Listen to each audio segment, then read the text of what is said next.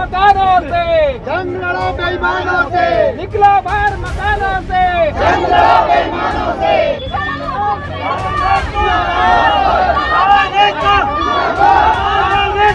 पकोड़े ही तलने हैं तो पीएचडी की क्या जरूरत है? ये पकोड़े तलने के लिए कोई डिग्री डिप्लोमा चाहिए क्या? वो तो अनस्किल्ड लेबर का काम है, कोई भी कर सकता है। कॉर्पोरेट टैक्स होता था 35% देश में, 22% कर दिया इन्होंने। क्यों कर दिया भाई? बिजनेस को बढ़ावा देना है। दरा बेच देंगे, गगन बेच देंगे, कली बेच देंगे, चमन बेच देंगे। अगर आप यूं ही सोते रहे तो ये फर्जी राष्ट्रवादी वतन बेच देंगे।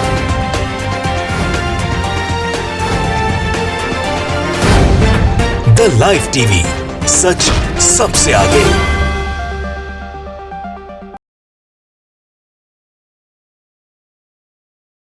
अगर पकोड़े की दुकान लगा तो आप लगा लो ना। आप प्रधानमंत्री देश के हो, क्या बात कर रहे हो आप? अगर पकोड़े ही तलने हैं तो पीएचडी की क्या जरूरत है? ये पकोड़े तलने के लिए कोई डिग्री डिप्लोमा चाहिए क्या? वो तो अनस्किल्ड लेबर का काम है, कोई भी कर सकता है। मैं 10 साल का भी कर सकता है। बात क्या है कि आर्टिकल 21A हमारे संविधान का बोलता है, राइट टू एजुकेशन की बात करता है। उसमें क्या लिखा है कि 6 से 14 साल के बच्चों को एजुकेशन फ्री दी जाएगी। न्यू एजुकेशन पॉलिसी आई, उसमें क्या बोल रहा है कि 3 से 18 कर देंगे, इसको इंक्लूजन करेंगे। जो गरीब घर के बच्चे उनको पढ़ाया जाएगा। पढ़ने के बाद कौन सा तीर मार रहे हो? मैं 25 साल का हूँ, मुझे नौकरी नहीं है। वो SSCGD वाले 28, 29, 30 साल के हैं, आखिरी चांस है। वो ये सोच के हैं कि अगर इस बार नौकरी मिल गई तो मिल गई, ना मर जाएंगे। तो मरने के लिए आए हो। तो 30 साल के बाद भी नौकरी है तो आप राइट किस बात का बना रहे हो आप? अगर 10 साल का बच्चा दिहाड़ी करने लगेगा तो कम से कम 20 साल में कुछ तो कमा सकता है भाई साहब, कुछ तो कमा सकता है। लाखों रुपए खर्च होते हैं बीटेक की डिग्री लेने के लिए, ये 10,000 रुपए की नौकरी दे रहे हैं, बिजनेस को बढ़ा दे रहे हैं। नहीं बोलने दो मुझे। कॉर्पोरेट टैक्स होता था 35% देश में, 22% कर दिया इन्होंने। क्यों कर दिया भाई? बिजनेस को बढ़ावा देना है। पूंजीपतियों के 2014 से 2021 तक 8 लाख करोड़ रुपए माफ किए हैं। कितने पूंजीपति हैं? 1000, 2000। किसान कितने? 70% आबादी, 80 करोड़ लोग। उनके सिर्फ 1 लाख करोड़ रुपए माफ नहीं किए, उनके 8 लाख करोड़ कर दिए। ये बिजनेस है, ये पूंजीवाद है। तो इस देश को खत्म कर देंगे। किसी ने कहा था कि दरा बेच देंगे, गगन बेच देंगे, कली बेच देंगे, चमन बेच देंगे। अगर आप यूं ही सोते रहे तो ये फर्जी राष्ट्रवादी वतन बेच देंगे। ये वतन बेच देंगे भाई साहब। अब जागने का टाइम आ गया है। एक किसान की लड़ाई नहीं है, सबकी लड़ाई है। हर चीज खत्म हो रही है देश में।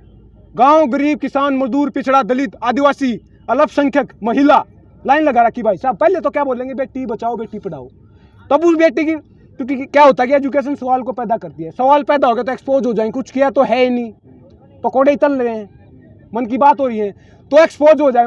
बोलेंगे ना बेटी बचाओ, बेटी पढ़ाओ। जब वो बेटी पढ़ जाएगी तो जेल में डालेंगे। सवाल पूछेगी। दिशा रवि 21 साल की है, पढ़ी लिखी थी ना। पढ़ाई लिखाई कोई देश में खत्म किया जा रहा है। नया कंसेप्ट भी सुना होगा आपने लिटरल एंट्री का। वो क्या है कि बैकडोर से लेके आएंगे। जो मेरा पिट्ठू है ना, मेरा चापलूस है, उसको नौकरी दी जाएगी। ट्रांसपेरेंसी तो पहले ही नहीं थी, ऊपर से नौकरियों को वैसे बेचा जा रहा। तो खुला बोल रहे हैं, किसी में दम है तो उखाड़ दो, कुछ भी उखाड़ना है। भगत सिंह ने कहा था कि सरफरोशी की तमन्ना अब हमारे दिल में है, देखना है दम कितना बाजुए का तिल में है। ये कफन है भाई साहब, कफन बांध के आया हूँ। अकेला नहीं आऊँ, अकेले से कुछ नहीं होगा भाई साहब। अकेला चना बाहर नहीं फोड़ सकता, इकट्ठा होना पड़ेगा। ये हाथ है और ये क्या है? मजबूती है। मजबूत होना पड़ेगा, देश को इकट्ठा होना पड़ेगा, एकत्रित होना पड़ेगा। तो चाइना के खिलाफ लड़ने तो लड़ो ना। कम से अच्छी बात सवाल पूछने आपने। 2 सवाल इससे अच्छे याद आ गए मुझे। चाइना कैसे डेवलप हुआ मुझे बताओ। हमसे ज्यादा पॉपुलेशन उनकी, हमसे ज्यादा है। हमारे 130 करोड़ है, उनके 135 या 40 करोड़ है। वो कैसे डेवलप हुआ? 1976 में एक पॉलिसी आई थी, एक जायंट लीप फॉरवर्ड। डाइन जोपिंग नाम का प्रेसिडेंट था। उसने क्या बोला था कि अपने घर के पिछवाड़े में, बैकयार्ड में कारखाने लगाओ, कॉटेज इंडस्ट्री लगाओ, छोटे छोटे कुछ भी करो, हाथ का कढ़ाई का, बुनाई का, लेकिन अपने घर में करो, बाहर का नहीं आने देंगे। मेक इन इंडिया, जैसे वो बब्बर शेर छोड़ रहा है, made in India, make in India वाला। वो खोखला नहीं था लेकिन काम करके दिखा। आज कुछ भी उठा के देख लो वर्ल्ड में चाइना का होता है। अपनी इकोनॉमी को खड़ा किया है। 1980 में इंडिया और चाइना एक थे, बराबर थे। इंडिया के पास 10 रुपए थे तो चाइना के पास भी 10 रुपए थे। आज इंडिया कहाँ है? 3.25 ट्रिलियन की इकोनॉमी है, उनकी कितनी है? 14 ट्रिलियन की। कहाँ से कहाँ चले गए? आप बोल रहे हो विकास हो रहा है। बहिष्कार करने से क्या होगा ना, सामान तो चाहिएगा। आप अपने देश में कुछ बना रहे हो, खिलौने तक बनाते नहीं। खिलौने के लिए वो अंबानी आ गया, खिलौने तक नहीं बनाते। चाइना के खिलौने भी चाइना से आ रहे हैं, समझ रहे हो? आप बना क्या रहे हो? एक सवाल और पैदा होगा इसी से। RCEP था एक, रीजनल इकोनॉमिक कंप्रीहेंशन पार्टनरशिप। उसमें क्या था कि बिजनेस किया जाएगा आसियान के 10 देश और 6 देश और। फ्री ट्रेड एग्रीमेंट था, फ्री फ्लो होगा ट्रेड का, व्यापार का, लेकिन उसको खत्म कर दिया उन्होंने। उससे इंडिया बाहर निकल गया। क्यों निकल गया? क्योंकि पूंजीपतियों को असर पड़ रहा था। क्योंकि चाइना का माल फ्लडेड हो जाए हमारे मार्केट में, पूंजीपतियों का कारखाने नहीं चल पाते वो तो नए नए उभर रहे हैं। बिजनेस को बढ़ावा देना था, हमारे देश में पैदा करना था, क्यों कर दिया कि बिजनेस को बढ़ावा, बिजनेस खतरे में था इसलिए RCEP से बाहर निकल गया। अब आप WTO से बाहर क्यों नहीं निकल सकते? अब हमारी खेती खतरे में, किसान खतरे में है, छोड़ दो ना WTO को, क्या दिक्कत है? जो 1 महीना से सड़कों में बैठे थे, जो यही सरकार होती है, किसानों मजदूरों के बच्चे हैं वो। सरकारी नौकरी किसको चाहिए? गरीब को चाहिए। गरीब कौन है? किसान मजदूर है। पूंजीपतियों को तो नहीं चाहिए नौकरी, ना ये जो सोयर मिड अपर क्लास रहती है इनको चाहिए। चाहिए किसको? गरीब किसान को, मजदूर को, पिछड़ा को, दलित को। उन्हीं के बच्चे 1 महीने से बैठे थे वहाँ पे, 1 महीने से बैठे थे और उनके पास जूते, चप्पल, कपड़े सब कुछ उठा लिया था। सारे के सारे बीमार पड़े हैं, किसी का हाथ टूटा हुआ है, किसी का कुछ टूटा हुआ है। सरकार ने तोड़ा है पुलिस के द्वारा लाठीचार्ज करके। बात क्या है कि जब वो चुनाव होता है तो सरकार गाँव में जाती है, घर घर जाती है, इन्हीं के घर जाती है वोट मांगने के लिए।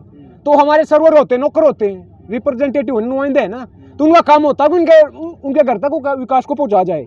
लेकिन वो विकास मांगने इनके घर आ गए, दिल्ली में आ गए, विकास नहीं दिया जा रहा।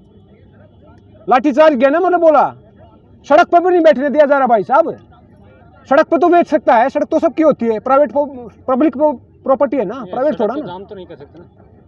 जाम कहाँ? एक कोने में बैठे रहे, कोने पर भी नहीं बैठने दिया जाएगा। दूसरी बात, सड़क जाम करने का कोई शौक है क्या? बात मान ले, बात से बात बनती है, चले जाएंगे, कोई शौक ना में शौक है यहाँ बैठने का। भाई किसी ने कहा था कि मैं काबिल, कर्मठ, सरक्षक, वफादार हूँ। ये व्यंग्य है कैसा? फिर भी वो लाचार हूँ।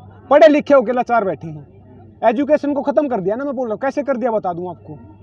तो 2014 में वैकेंसियाँ निकलती थी, 14-15 हज़ार होती थी, वो उसको 5-6 हज़ार रहेगी। क्यों रहेगी? क्योंकि वैकेंसी कहाँ होती हैं? सरकारी कंपनियों में, सरकारी संस्थान में, उनको बेचा जा रहा है। PSU होते हैं। नया बजट आया, उसमें बोला कि 149 या 150 बेचे जाएंगे, और वो बेची तो सरकारी नौकरी अपने आप खत्म होगी। आप मुझे बताइए, देश में गरीब आदमी कैसे उठ सकता है ऊपर? सरकारी नौकरी ले ले, मर पढ़ के, किसी भी तरह मेहनत करके सरकारी नौकरी ले ले तो आगे बढ़ सकता है। प्राइवेट नौकरी में तो नौकरियाँ है ही नहीं, है तो 10,000 रुपये की है। आप BTech करके आओ, PhD करके आओ, 10,000 की औकात आपकी। 10,000 में क्या आता है? 10,000 तो एक स्कूल की फीस है, दिल्ली पब्लिक स्कूल की 12,000 रुपये फीस है।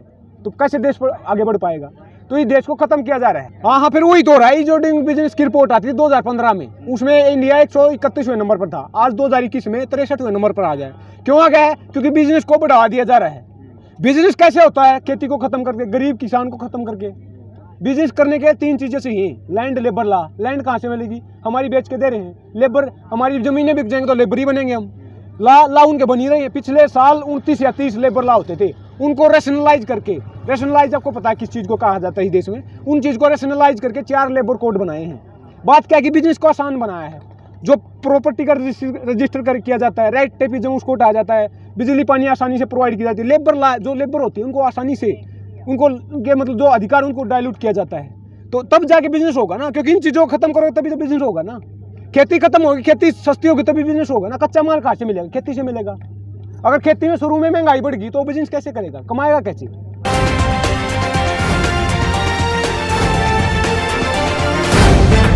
द लाइव टीवी, सच सबसे आगे।